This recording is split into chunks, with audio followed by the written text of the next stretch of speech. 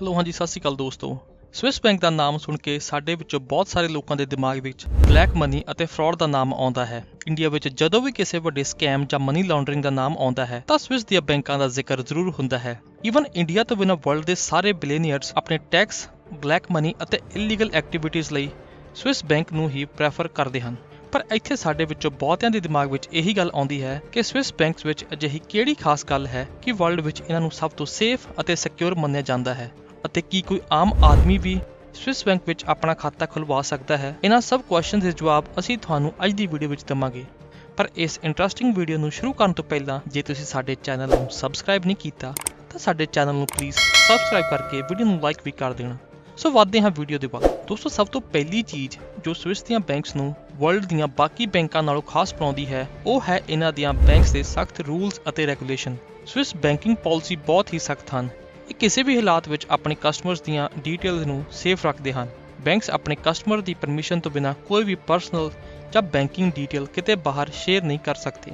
ਇਹ ਡੀਟੇਲਸ ਜਾਂ ਇਨਫੋਰਮੇਸ਼ਨ ਤਾਂ ਹੀ ਸ਼ੇਅਰ ਕੀਤੀਆਂ ਜਾਂਦੀਆਂ ਹਨ ਜੇ ਸਵਿਟਜ਼ਰਲੈਂਡ ਦੀ ਕੋਈ ਵੀ ਕੋਰਟ ਬੈਂਕ ਨੂੰ ਇਹ ਇਨਫੋਰਮੇਸ਼ਨ ਰਿਵੀਲ ਕਰਨ ਲਈ ਕਹੇ, ਅਤੇ ਕੋਰਟ ਇਸ ਤਰ੍ਹਾਂ ਦਾ ਆਰਡਰ ਤਾਂ ਹੀ ਦਿੰਦੀ ਹੈ ਜੇ ਕਿਸੇ ਕਸਟਮਰ ਦੇ ਖਿਲਾਫ ਕੋਈ ਬਹੁਤ ਵੱਡੀ ਕ੍ਰਿਮੀਨਲ ਜਾਂ ਟੈਰਰਿਸਟ ਐਕਟੀਵਿਟੀ ਪ੍ਰੂਵ ਹੋ ਜਾਵੇ। ਇਹੀ ਕਾਰਨ ਹੈ ਕਿ ਸਵਿਸ ਦੀਆਂ ਬੈਂਕ ਵਿੱਚੋਂ ਕਿਸੇ ਦੀਆਂ ਵੀ ਡੀਟੇਲਸ ਕਢਵਾਉਣੀਆਂ ਬਹੁਤ ਔਖੀਆਂ ਹਨ।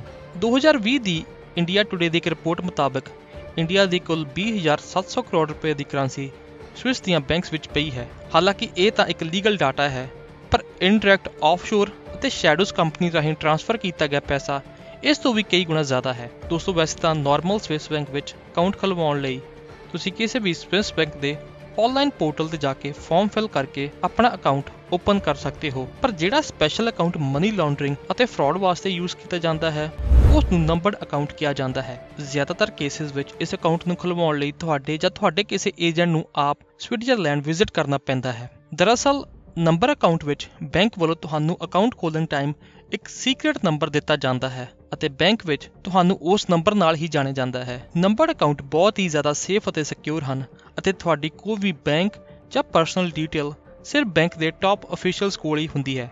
ਵੈਸੇ ਤਾਂ ਜ਼ਿਆਦਾਤਰ ਬੈਂਕਸ ਵਿੱਚ ਅਕਾਊਂਟ ਖੁਲਵਾਉਣ ਲਈ ਮਿਨੀਮਮ ਬੈਂਕ ਬੈਲੈਂਸ ਦੀ ਰਿਕੁਆਇਰਮੈਂਟ 10,000 ਸਵਿਸ ਫਰੈਂਕ ਹੈ, ਪਰ ਨੰਬਰ ਅਕਾਊਂਟ ਓਪਨ ਕਰਨ ਲਈ ਬੈਂਕਾਂ ਦੀ ਰਿਕੁਆਇਰਮੈਂਟ 1 ਲੱਖ ਤੋਂ ਲੈ ਕੇ 10 ਲੱਖ US$ ਤੱਕ ਹੋ ਸਕਦੀ ਹੈ। ਅਤੇ ਇਹਨਾਂ ਬੈਂਕਸ ਵਿੱਚ ਸਭ ਤੋਂ famous bank UBS, credit Swiss ਅਤੇ ਮਾਈਗਰੋਸ ਬੈਂਕ ਹਨ। ਵੈਸੇ ਤਾਂ ਅੱਜ ਦੇ ਟਾਈਮ ਵਿੱਚ ਸਵਿਸ ਬੈਂਕਾਂ ਵਿੱਚ ਇਲੀਗਲ ਪੈਸਾ ਜਮ੍ਹਾਂ ਕਰਾਉਣਾ ਬਹੁਤ ਔਖਾ ਹੈ, ਪਰ ਫਿਰ ਵੀ ਇਹ ਇਲੀਗਲ ਮਨੀ ਲਾਂਡਰਿੰਗ ਦਾ ਕੰਮ ਚੱਲਦਾ ਪਿਆ ਹੈ, ਜਿਨ੍ਹਾਂ ਵਿੱਚ ਹਵਾਲਾ ਇਸ ਦਾ ਸਭ ਤੋਂ ਇੱਕ ਮੇਜਰ ਤਰੀਕਾ ਹੈ। ਇਸ ਤੋਂ ਬਿਨਾਂ ਡੰਮੀ ਕੰਪਨੀਜ਼ ਰਾਹੀਂ ਵੀ ਵੱਖ-ਵੱਖ ਦੇਸ਼ਾਂ ਵਿੱਚ ਪੈਸੇ ਨੂੰ ਘੁਮਾ ਕੇ ਸਵਿਸ ਦੀਆਂ ਬੈਂਕਾਂ ਤੱਕ ਪਹੁੰਚਾਇਆ ਜਾਂਦਾ ਹੈ।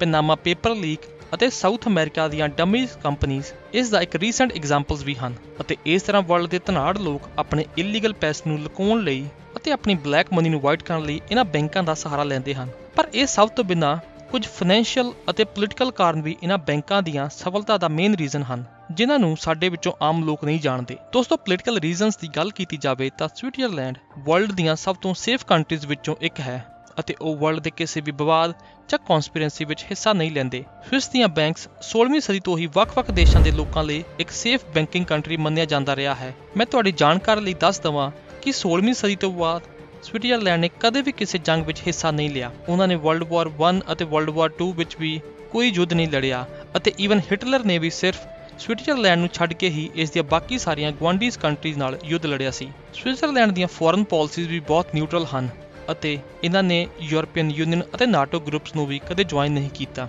ਇਹਨਾਂ ਦੀਆਂ ਇਸ ਨਿਊਟਰਲ ਪਾਲਿਸੀਜ਼ ਕਰਕੇ ਹੀ ਅਨਸਟੇਬਲ ਪੋਲੀਟੀਕਲ ਕੰਟਰੀਜ਼ ਦੇ ਲੋਕ ਸਵਿਟਜ਼ਰਲੈਂਡ ਵਿੱਚ ਆਪਣੇ ਪੈਸੇ ਨੂੰ ਜਮ੍ਹਾਂ ਕਰਾਉਣਾ ਸੇਫ ਮੰਨਦੇ ਹਨ। ਇਸ ਤੋਂ ਬਿਨਾਂ ਦੋਸਤੋ, ਸਵਿਸ ਫਰੈਂਕ ਵਰਲਡ ਦੀ ਸਭ ਤੋਂ ਮਜ਼ਬੂਤ ਕਰੰਸੀ ਮੰਨੀ ਜਾਂਦੀ ਹੈ ਅਤੇ ਇਸ ਕਰੰਸੀ ਦੀ value day by day increase ਹੀ ਹੋਈ ਹੈ। ਐਗਜ਼ਾਮਪਲ ਲਈ 2004 ਵਿੱਚ ਇੱਕ ਸਵਿਸ ਫਰੈਂਕ ਦੀ ਵੈਲਿਊ ਲਗਭਗ US ਦੇ $1.65 ਦੇ ਕਰੀਬ ਸੀ, ਅਤੇ ਜੋ ਅੱਜ ਦੀ ਤਰੀਕ ਵਿੱਚ ਘਟ ਕੇ 96 ਸੈਂਟ ਤੇ ਆ ਗਈ ਹੈ। ਅਤੇ ਜੇ ਤੁਸੀਂ ਇਸ ਵੈਲਿਊ ਨੂੰ ਲੌਂਗ ਟਰਮ ਲਈ ਹਾਈ ਨੰਬਰਸ ਤੇ ਦੇਖੋ ਤਾਂ ਇਹ ਬਿਲੀਅਨਸ ਆਫ ਡਾਲਰਸ ਬਣ ਜਾਂਦੇ ਹਨ। ਇਸ ਇਨਫਲੇਸ਼ਨ ਅਤੇ ਡਾਲਰ ਵੈਲਿਊ ਕਰਕੇ ਬਹੁਤ ਸਾਰੇ ਵਰਲਡ ਦੇ ਅਮੀਰ ਲੋਕ ਸਵਿਸ ਦੀਆਂ ਬੈਂਕਸ ਨੂੰ ਵੀ ਪਸੰਦ ਕਰਦੇ ਹਨ। ਇਸ ਤੋਂ ਬਿਨਾਂ ਤੁਹਾਨੂੰ ਸਵਿਸ ਦੀਆਂ ਬੈਂਕ ਵਿੱਚ ਪੈਸਾ ਜਮ੍ਹਾਂ ਕਰਾਉਣ ਲਈ 0.6% ਤੱਕ ਦੀ ਫੀਸ ਦੇਣੀ ਪੈਂਦੀ ਹੈ, ਜਦੋਂ ਕਿ ਇੰਡੀਆ ਵਿੱਚ ਬੈਂਕਸ ਕਸਟਮਰਸ ਨੂੰ 5 ਤੋਂ 6% ਤੱਕ ਮਿਨੀਮਮ ਰਿਟਰਨ ਦਿੰਦੀਆਂ ਹਨ। ਪਰ ਇੱਥੇ ਮੈਂ ਇਸ ਦਾ ਕਾਰਨ ਦੱਸ ਦਵਾਂ ਕਿ ਸਵਿਸ ਦੀਆਂ ਬੈਂਕਸ ਕਿਸੇ ਵੀ ਫਾਈਨੈਂਸ਼ੀਅਲ ਕ੍ਰਾਈਸਿਸ ਵਿੱਚ 100% ਤੱਕ ਪੇਮੈਂਟ ਦੀ ਗਾਰੰਟੀ ਦਿੰਦੀਆਂ ਹਨ। ਪਰ ਇਸ ਦੇ ਉਲਟ ਇੰਡੀਆ ਵਿੱਚ ਜੇਕਰ ਕੋਈ ਵੀ ਬੈਂਕ ਬੈਂਕਰਪਟ ਜਾਂ ਡੁੱਬ ਜਾਂਦੀ ਹੈ ਤਾਂ ਤੁਹਾਨੂੰ ਵੱਧ ਤੋਂ ਵੱਧ 1 ਲੱਖ ਰੁਪਏ ਤੱਕ ਹੀ ਮਿਲਦੇ ਹਨ। ਸੋ ਦੋਸਤੋ, ਇਹ ਸੀ ਸਾਡੀ ਅੱਜ ਦੀ ਵੀਡੀਓ। ਜੇਕਰ ਇਹ ਵੀਡੀਓ ਤੁਹਾਨੂੰ ਵੈਲਿਊਬਲ ਲੱਗੀ ਤਾਂ ਇਸ ਨੂੰ ਸ਼ੇਅਰ ਜ਼ਰੂਰ ਕਰ ਦੇਣਾ ਅਤੇ ਕਮੈਂਟਸ ਵਿੱਚ ਆਪਣੇ ਸੁਝਾਅ ਵੀ ਜ਼ਰੂਰ ਦੇ ਦੇਣੇ। ਅਤੇ ਇਸ ਦੇ ਨਾਲ ਹੀ ਜੇ ਤੁਸੀਂ ਦੁਬਈ ਦੀ ਇੰਟਰਸਟਿੰਗ ਡਿਵੈਲਪਮੈਂਟ ਅਤੇ ਤਰੱਕੀ ਬਾਰੇ ਜਾਣਨਾ ਚਾਹੁੰਦੇ ਹੋ ਤਾਂ ਸਕਰੀਨ ਤੇ ਆ ਰਿਹਾ ਲਿੰਕ ਉੱਤੇ ਕਲਿੱਕ ਕਰਕੇ ਦੇਖ ਸਕਦੇ ਹੋ।